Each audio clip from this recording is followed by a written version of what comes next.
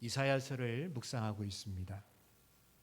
구약의 선지서를 이해한다는 것은 그렇게 쉬운 일은 아닌 것 같아요. 하나님께서 분명히 선지자들을 통해서 그 당시의 사람들 또 우리들에게 주시고 있는 메시지가 있는데, 하나님이 주시는 그 메시지는요, 아무 일도 일어나지 않았던 진공 상태에서 주시는 메시지는 아니랍니다. 다시 말씀드려서 선지서의 내용은 그 당시의 사건들과 배경들과 깊이 관련이 있다는 것이죠. 그래서 우리가 이 선지서를 잘 이해하려면 그 시대의 배경을 좀 우리가 아는 것이 전제되어야 합니다. 여러분, 이사야서의 배경이 어떻게 되지요? 이사야서 1장 1절의 이야기예요. 4명의 왕이 나와요. 유다 왕 우시야, 요담, 아하스, 히스기야. 물론 이런 왕들의 어떤 행적이라든가 시대적 배경은 이사야서에서는 그렇게 구체적으로 나와 있지 않습니다. 그래서 우리가 또 다른 성경을 좀 봐야 돼요. 소위 말하는 역사서지요. 열왕기 상하를 보고 역대기 상하를 보게 되어지면 훨씬 많은 정보를 얻음으로 성경 이해에 도움이 된답니다.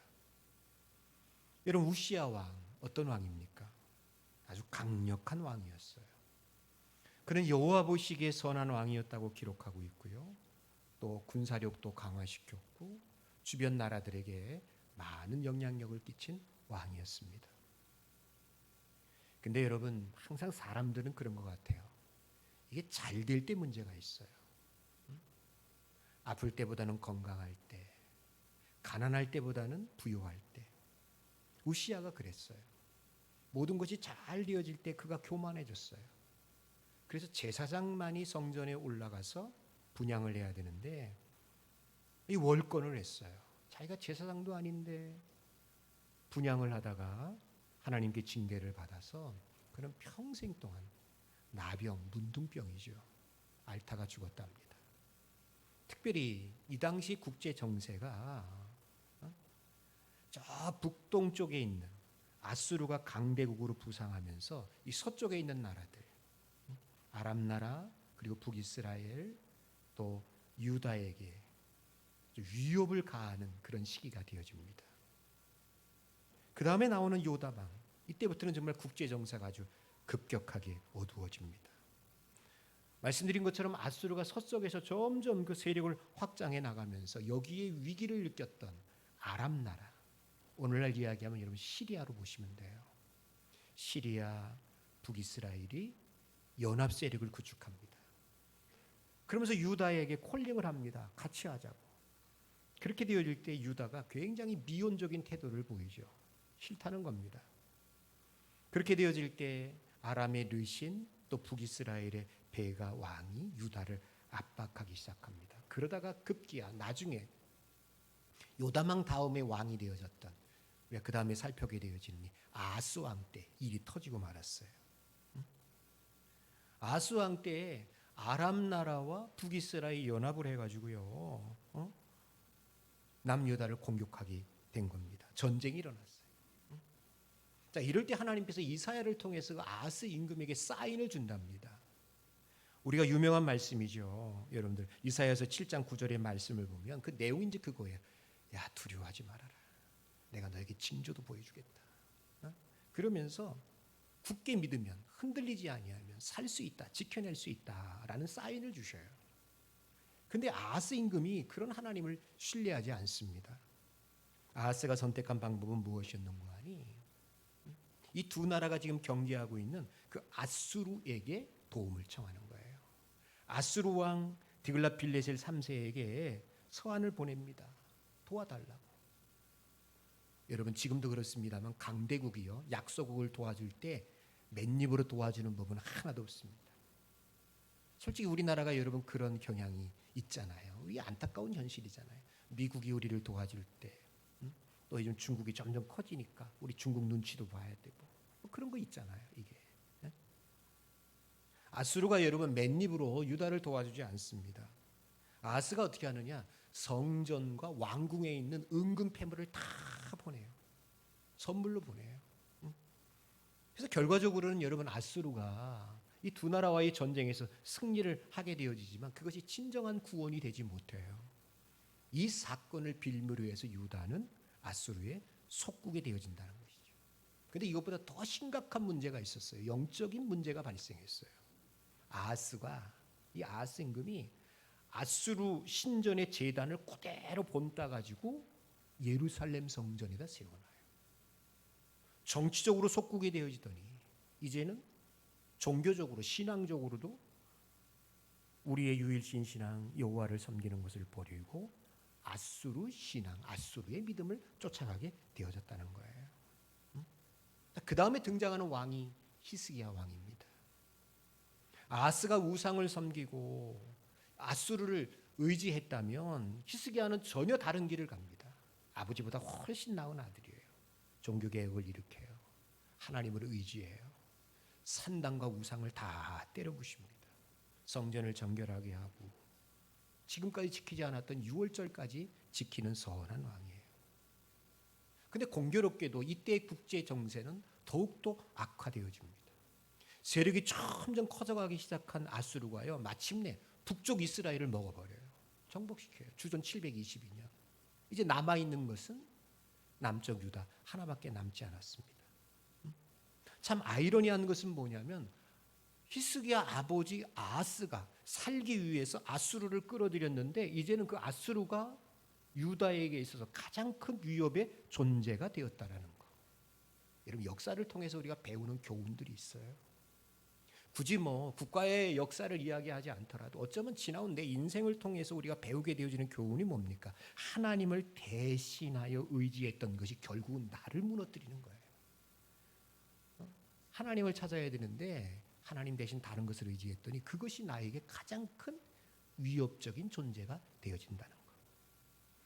아수르 사내림이 여러분 18만 5천 명입니다. 어마어마한 군대를 이끌고 예루살렘을 에워쌉니다.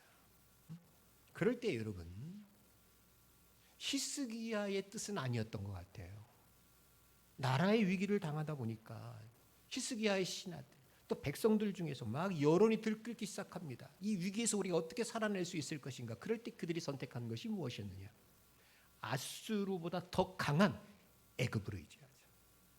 애굽에게 사절단을 보내서 애굽의 군대 말과 병거를 동원시켜서 위기에서 살아내자.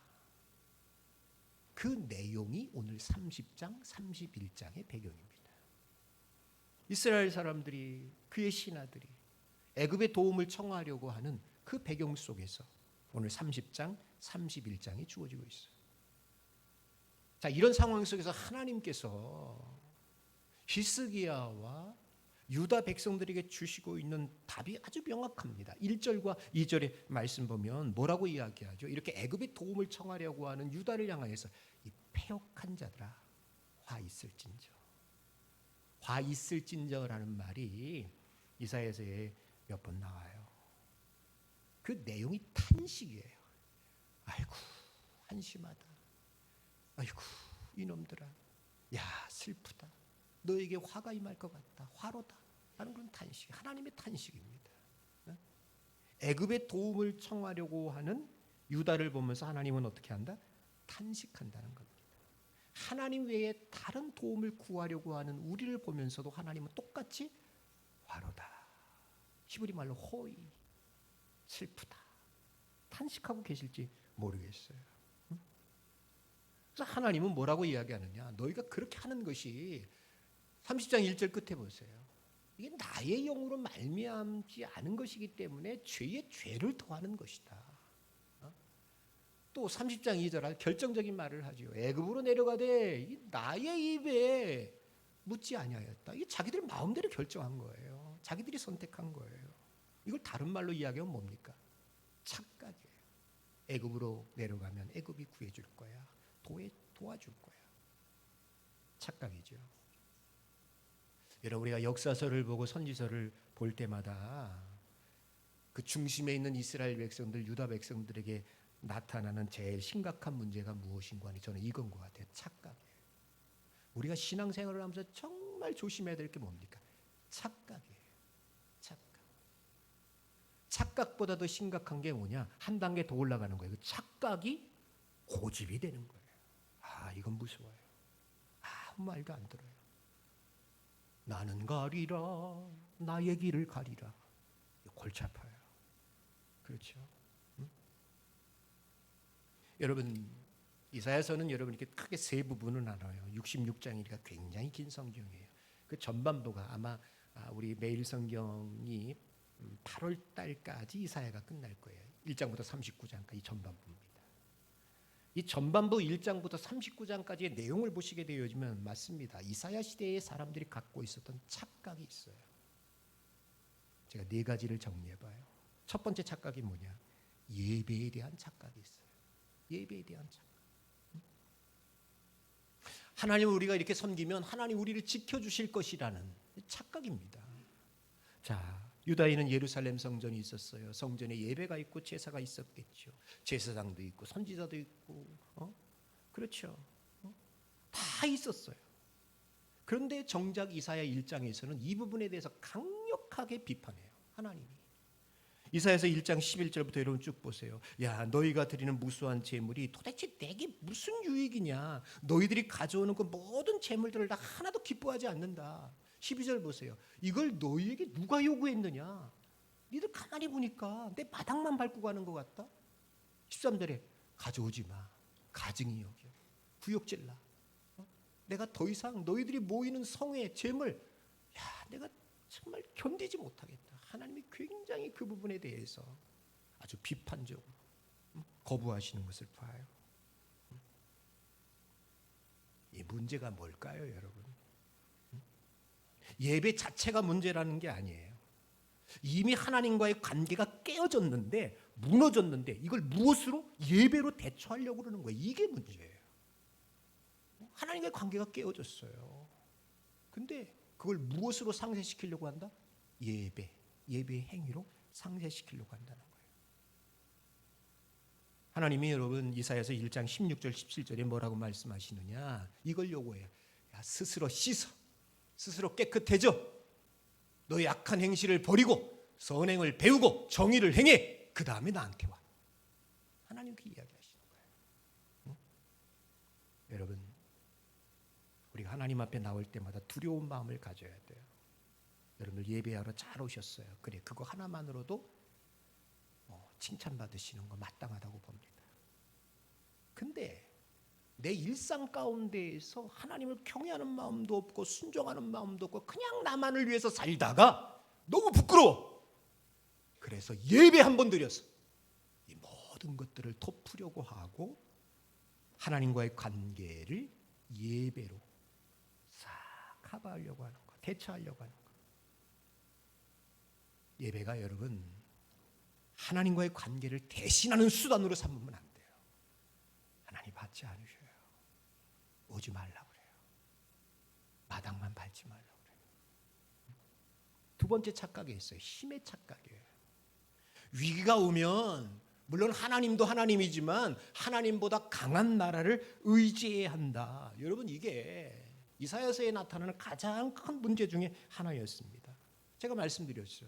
아하스는요, 아람과 북이스라엘의 위협을 받게 되었을 때 아수르를 의지하려고 해요. 히스기야 때는, 히스기야는 아닌지 모르지만 그 당시의 사람들은 어떻게 합니까? 아수르가 다 위협을 하니까 이번엔 애굽을 의지하려고 합니다. 왜 아수르를 의지하고 왜 여러분 애굽을 의지하려 합니까? 이게 눈에 보이는 군사력이 안 보이는 하나님보다 더 크게 보이는 거예요. 여러분들은 통장의 잔고가 크게 보입니까? 아니면 보이지 않는 하나님이 더 크게 보입니까? 내가 알고 있는 많은 수많은 인맥들이 더 나에게 유익한 것 같습니까? 아니면 나에게 침묵하고 계시는 하나님이 더 나에게 유익한 것 같습니까? 우리에게 한번 던져봐야 돼요. 응? 하나님이 이런 유다 사람들을 향하여서 여러분 뭐라고 말씀하십니까? 이사야 31장 3절 말씀 보세요. 애굽은 사람이야 신도 아니야. 그들의 말 병거 다 육체고 영이 아니야. 하나님께서 손을 피기만 하면 돕는 자도 도움을 받는 자도 다 무너지고 쓰러져 엎드려져 멸망하고 말아. 아무것도 아니야.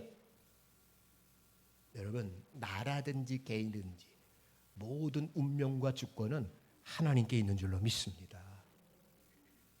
하나님이 손을 펴잖아요. 끝이에요. 내가 도우려고 했던 도움의 손길들 아무것도 아니에요. 이들이 가지고 있었던 세 번째 착각이 있어요. 특권의 착각이에요. 이들은 말합니다. 우리는 하나님의 백성이니까, 우리는 언약 백성이니까, 우리는 아브라함의 후손이니까, 우리 예루살렘에 거룩한 성전이 있으니까, 우리는 하나님의 이름을 부르고 있으니까, 하나님이 우리 뜻대로 해주실 거야. 하나님 우리를 지켜주실 거야. 아이고, 이 특권의식, 소위 말하는 이게 이제 이스라엘의 병폐가 되어져요. 선민의식. 이게 예수님 시대 때에도 엄청난 문제가 되잖아요.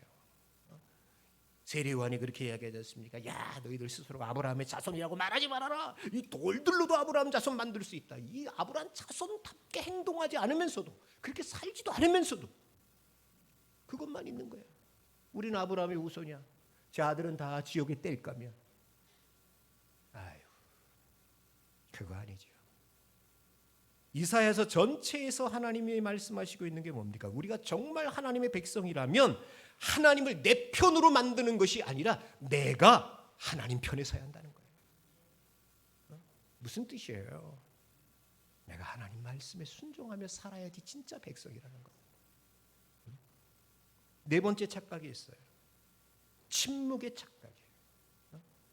오늘 본문에서도 여러분 15절 16절에 나옵니다만 막 위기가 계속되어져요. 근데 하나님은 침묵하셔. 그럴 때 그들이 뭘 생각하고 있느냐? 하나님이 안 계신 거 아닌가? 하나님이 당장 일하시 않으시면 하나님은 아무것도 하지 않는 것이라고 생각해요. 하나님의 침묵을 하나님의 부재로 여기는 거예요. 근데 하나님 뭐라고 말씀하십니까? 이사야 30장 15절 말씀 보세요. 야, 좀 가만히 있어라. 조용히 있어. 잠잠하고 신뢰해. 이게 하나님의 뜻이에요. 조용히 잠잠히 있어라. 근데 이 양반들이 어떻게 합니까? 30장 16절 말씀 보니까 유다는 그렇게 하지 않아요. 아니라 기다리지 못해요. 조급함이 나타나요. 우리가 말 타고 도망가리라. 애굽으로 도망가야 한다. 살 길을 찾아야 한다. 결국은 여러분 이게 뭐에서 나오는 걸까요? 하나님에 대한 신뢰가 없는 거예요. 하나님에 대한 신뢰가 믿음이 없는 거예요. 여러분 이 네 가지의 착각이 있잖아요. 예배의 착각, 힘의 착각, 특권의 착각, 침묵의 착각. 이것을 한 문장으로 묶으면 어떻게 되냐면 이런 얘기가 돼요. 유다는 하나님을 버린 것이 아니라 하나님을 자기 방식대로 믿었다. 우리가 들어야 될 메시지일지 몰라요. 하나님을 안 믿는 게 아니에요. 제가 종종 하는 말 있잖아요. 근데 내가 믿고 싶은 하나님이 있더라니까. 내가 원하는 방식대로만 하나님을 믿으려고 하는 거예요. 하나님을 내가 믿습니다라고 고백합니다. 정말 믿는 것 같습니다. 근데 정작 정말 정확한 문제는 뭡니까? 뭐를 파악해야 됩니까? 내가 어떤 하나님을 믿고 있느냐는 거예요. 내가 어떤 하나님을 믿고 있느냐. 하나님을 믿기는 하는데 내가 원하는 것을 이루어지는 하나님만 믿고 싶지 않으세요? 위기에서 사용할 수 있는 어떤 보험 같은 하나님? 내가 잘 되도록 무조건 밀어주시는 도깨비 방망이 같은 하나님? 착각이에요. 큰 오산이에요. 착각이라고요. 우리에게 과연 이런 착각은 없을까? 이런 판단 미스는 없을까? 왜 내가 여러분 큐티를 해야 되고 왜 이렇게 내가 여러분 우리 공동체 속에서 사람들의 말을 때로는 들어야 되고 우리가 하나님과 독대하는 시간이 왜 필요합니까? 이런 착각에서부터 벗어나야 하니까. 이 착각이 고집이 되지 않기 위해서 나를 살펴야 돼요. 여러분 왜 이런 착각에 빠진다고 생각하십니까? 첫 번째 그거 같아요. 하나님보다 현실이 더 크게 보이는 거예요.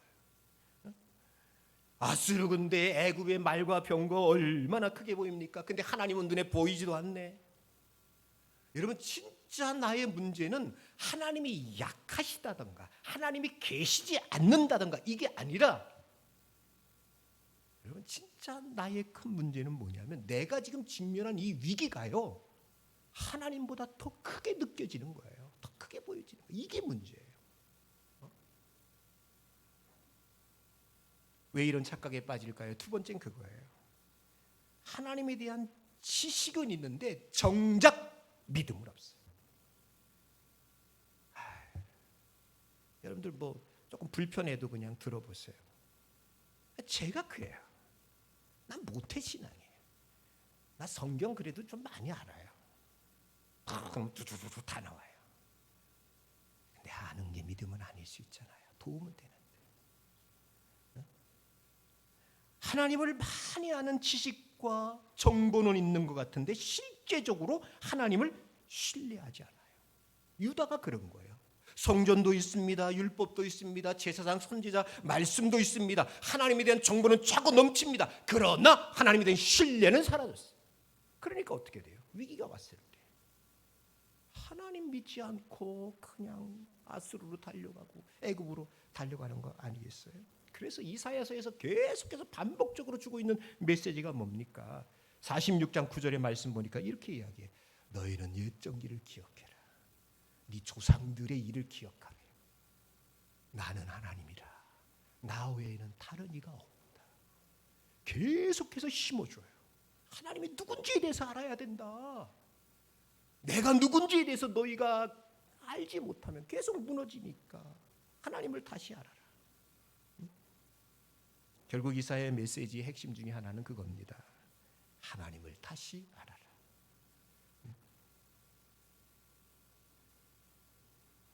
왜 이런 착각에 빠집니까? 세 번째는 그겁니다. 하나님의 말씀보다 자신의 판단을 더 신뢰하는 겁니다. 여러분 이사야서 40장 8절 말씀 보면요. 이런 말씀이 있어요. 자, 저기 써 있네. 한번 읽어보세요. 시작. 풀은 마르고 꽃은 시드나 우리 하나님의 말씀은 영원히 서리라. 다 쓰러져요. 다 무너져요. 없어져요. 해 아래 새 것은 하나도 없어요. 근데 이것은 영원히 있어요. 대답하세요. 무엇이요? 하나님의 말씀. 하나님의 말씀은 제껴놓고 세상이 보는 기류가 있답니다. 이 시대의 기류가 있어요, 없어요? 있잖아요. 이 시대의 가치 척도가 뭔지 여러분들 알고 계시잖아요. 이 시대의 사람들이 어떻게 판단하고 결정하는지 알고 계시지 않습니까? 거기에 내가 잠복돼요. 함몰되어져요. 잠식되어져요. 하나님의 말씀은 영원하고 세상의 모든 기류와 가치와 흐름과 유행은 다 순식간에 사라질 것인데 우리의 마음이 이 영원한 말씀에 서지 못하고 세상의 기류에 쫓아가요. 그러니까 어떻게 되어져요? 말씀을 보지 않고 현실만 보게 되어지니까 내가 결정하고 그러니까 세상이 말하는 것들을 의지하려고 하는 거 아니겠어요? 자, 그래서 여러분 그런 것 같아요. 제가 이 부분까지 결론을 내리면 여러분 이런 것 같아요. 착각은 현실에서 시작되지만 믿음은 하나님과 말씀에서 시작되어진다. 착각은 항상 현실이에요. 항상 현실만 보게 되면 착각해요. 현실을 보면 또 이렇게 사람이 좀 합리적이고 똑똑할 것 같죠? 천만의 말씀. 신앙과는 달라요. 착각에 빠져요. 그러나 믿음은 어디를 봐야 됩니까? 하나님을 봐야 돼요. 말씀을 봐야 돼요. 자, 그럼 이제 우리가 어떻게 살아야 될까요? 이 부분 속에서 어떻게 해야 됩니까?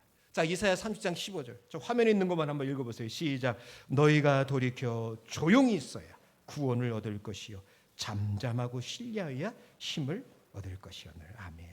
네 가지 단계가 있어요. 믿음에는. 첫 번째예요. 돌이키셔야 돼요. 돌이켜야 돼요. 내 생각에서 돌이키셔야 돼요. 이 착각에서 돌이키셔야 돼요. 이 방식에서 돌이키셔야 돼요. 내가 의지하던 것에서 돌이키셔야 돼요. 여러분 돌이킨다는 말이 회개잖아요. 여러분 회개가 뭔지 아세요? 회개는요. 그냥 아유 잘못했어요. 죄송합니다. 이게 회개가 아니에요. 말 그대로예요. 방향을 트는 거예요. 내 방식, 내 생각, 세상 의지하던 그 방향을 어디로? 하나님께로 트는 거예요. 그게 돌이키는 거예요. 두 번째 어떻게 됩니까? 조용히 있어야 돼요. 때로는 조용히 해야 돼요. 아까 우리가 봤습니다만 이 조용히 있다라는 말, 반대말이 뭘까요? 너무 조급하지 말라는 겁니다. 하나님께서 일하실 수 있는 자리와 시간을 내어드리는 거예요. 기다리는 거예요. 세 번째는 뭡니까? 잠잠해야 돼요. 내 생각을 앞세우면 안 됩니다. 여러분, 어떨 때는 우리는요 계속해서 자기 말만 떠들 때가 있어요. 오늘도 여러분이 목장 모임 할 때가 있는데, 아이고 참 골치 아플 때가 있습니다. 계속 목장 모임 하면은 그 사람만 얘기해요. 아주 죽겠어요. 지금 어느 목장 얘기하는 거예요? 그 동네 얘기하는 거예요. 맞아요. 계속 말하기보다는 하나님의 말씀을 들어야 돼요. 여러분, 하나님의 말씀을 들어야 돼요. 여러분, 기도라는 것이 일방적으로 그냥 하나님 주시든지 안 주시든지 내 감정, 내 의지 그냥 한풀이 하듯이 다다다다닥 쏟아놓는 거. 그래서 성전문 나갈 때 다 쏟아놓았으니까 아유 카타르시스 시원하다. 이게 기도입니까? 기도의 한 요소일 수는 있어요. 근데 때는 어떻게 돼요? 들어야 돼요. 여러분, 왜 큐티하라고 하십니까? 듣는 시간이에요.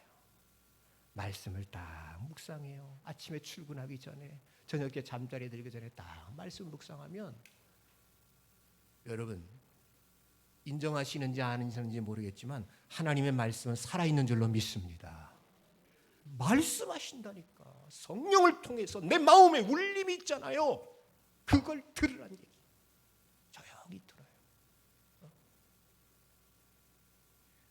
제가 한 가지 더 팁을 드리면요, 오늘 지금 목장 모임 하잖아요.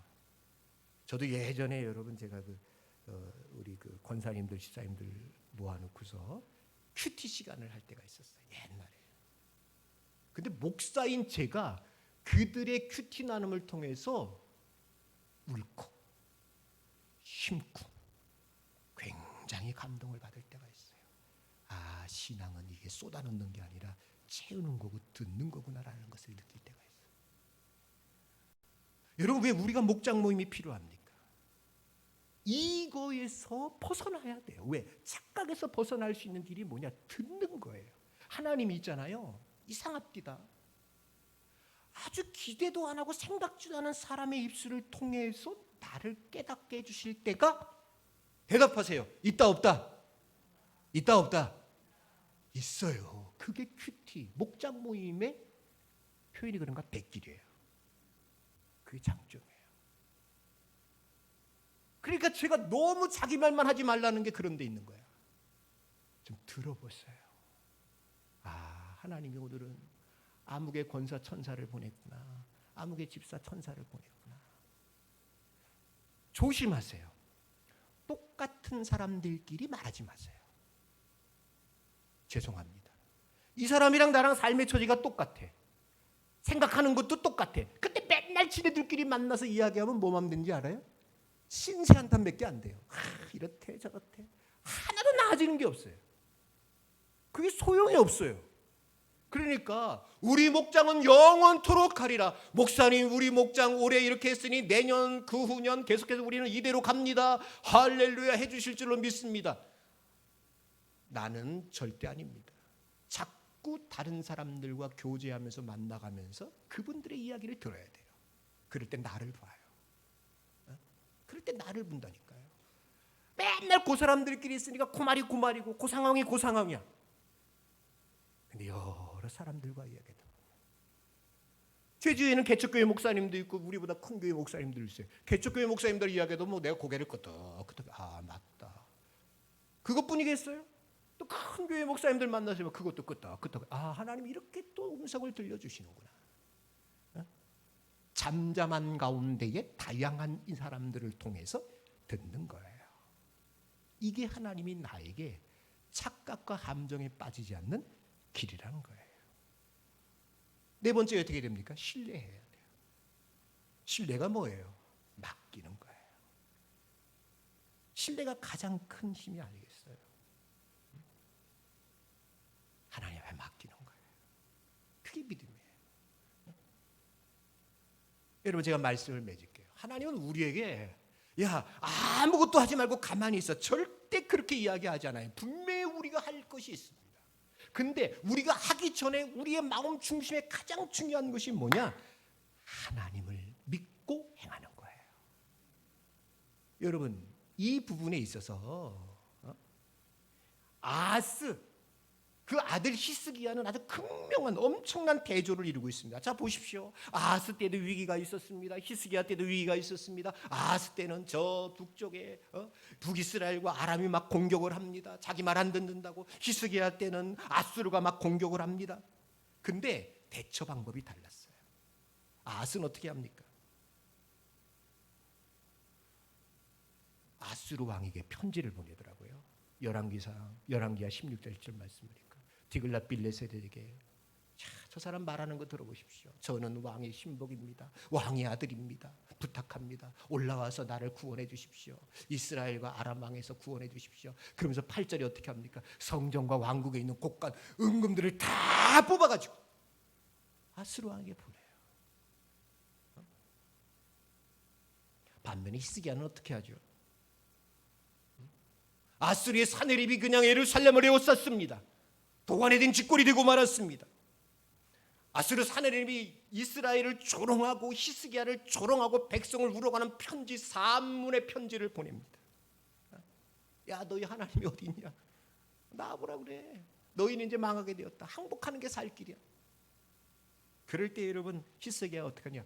그 편지를 들고 성전으로 올라가요. 이제 37장 할 때 보세요. 성전으로 그 편지를 딱 제단 앞에 펴놔. 이게 무슨 뜻이에요? 하나님께 맡기는 거예요. 하나님께 묻는 거예요. 그리고 기도하는 겁니다. 아하스는 사람에게 도움을 구했답니다. 근데 히스기야는 하나님께 도움을 구했었어요. 나라의 위기라는 문제는 똑같았는데 바라보는 대상이 달랐어요. 이게 믿음의 차이예요. 이게 믿음의 차이예요. 성도 여러분, 여러분들은 위기를 만났을 때, 어려움을 만나게 되었을 때 잘 생각해 보세요. 어디로 가셨습니까? 무엇을 의지하셨습니까? 돈, 사람들의 인맥, 내 지식과 경험? 물론 하나님이 우리 주변에 있는 사람들, 물질들도 다 여러분 사용하신다는 거 저 인정합니다. 우리가 갖고 있는 믿음이라는 것이 무대포는 아니에요.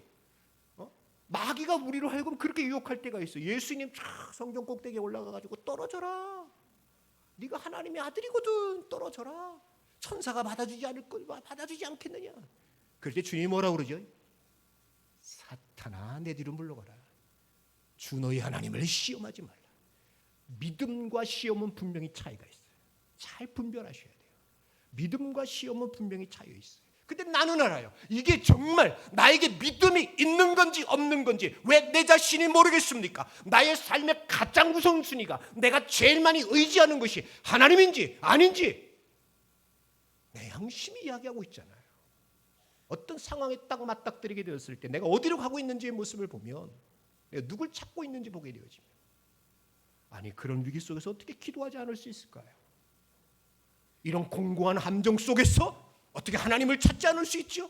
근데 자꾸 전화기 돌려 막 그냥 사람 찾고 통장 열어봐서 얼마나 있나 확인하고 그거 믿음 없는 겁니다. 하나님보다 다른 것을 의지할 때 하나님은 그것을 우상이라고 이야기해요. 우상이 나를 구원해 줄 것이라는 착각에서 벗어나야 돼요. 여러분, 이사야가 주는 해답은 저는 분명하다고 봅니다. 한번 읽어봅시다. 있습니다. 시작. 상황을 먼저 바꾸려 하지 말고 하나님을 다시 바라보자. 이대로 하실 거면 아멘 합시다. 이게 정답이에요. 하나님을 바라보세요. 착각에서 벗어나셔야 합니다. 우리 함께 찬양합니다. 우리 382장 찬양할까요? 걱정하지 마시고 하나님만 의지하고 바라봤으면 좋겠습니다.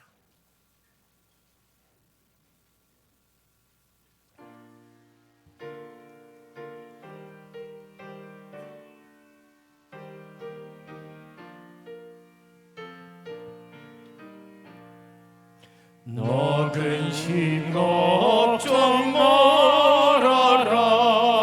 주 너를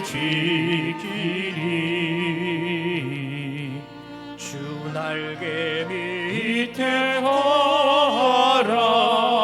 주 너를 지키리.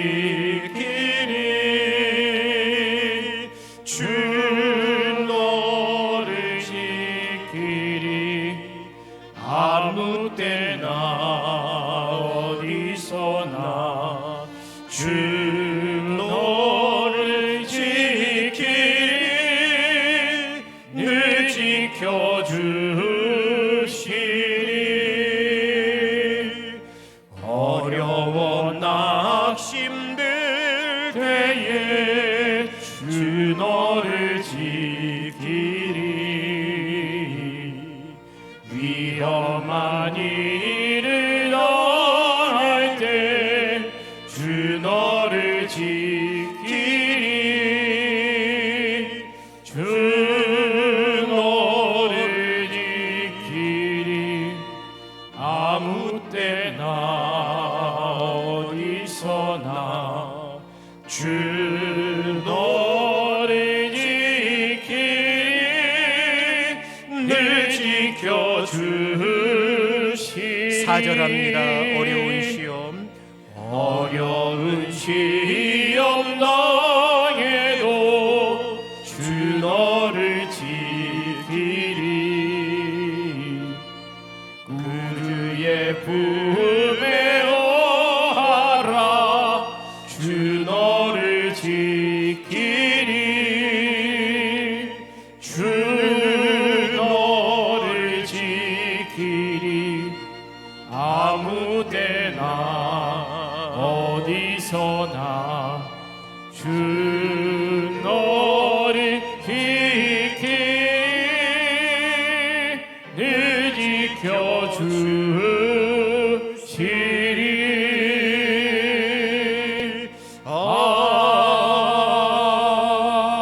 아멘. 잠시 기도합니다. 하나님 아버지, 이사야 시대의 문제가 우리의 문제고 나의 문제임을 깨닫습니다. 하나님보다 세상을 크게 보았고 하나님보다 물질을 더 의지했고 하나님의 말씀보다는 나의 경험, 나의 판단, 세상의 기류를 더 따랐던 것을 알고 있습니다.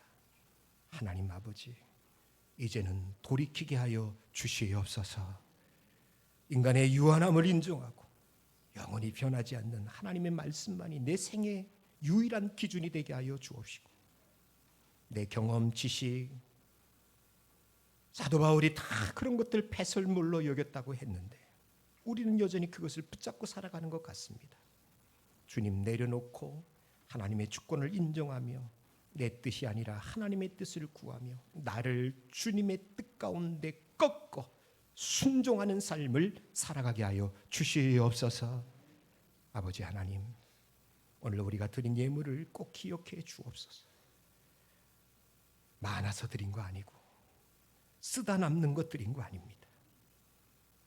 정말 이것이 다 하나님께로부터 왔음을 알기에 감사함으로 신앙의 믿음의 고백으로 하나님 앞에 드렸사오니 주님, 우리의 삶 가운데 필요한 것들을 주시되 부족하지 않고 넉넉하도록, 그래서 더 많이 주의 나라와 복음을 위하여 꼭 이 사회 가운데 필요한 일에 사용할 수 있도록 하나님이 넉넉하게 채우시고 부어 주시옵소서. 아픈 분들이 있습니다. 건강케 하시고, 말할 수 없는 마음의 근심과 고통, 두려움 있는 분들이 있습니다. 오늘 그들 마음 가운데 주의 평안이 찾아오게 하여 주시옵소서. 김홍남 권사님 수술하고 건강한 모습으로 나오게 하신 것 감사하고, 이제 금주 토요일 날 결혼하는 새로운 가정 가운데 하나님이 축복하여 주시기를 원하옵고, 우리 모든 병들고 아픈 가정들 위해 하나님이 손길이 있기를 소망하며 감사드리고 예수님의 이름으로 기도하옵나이다. 아멘.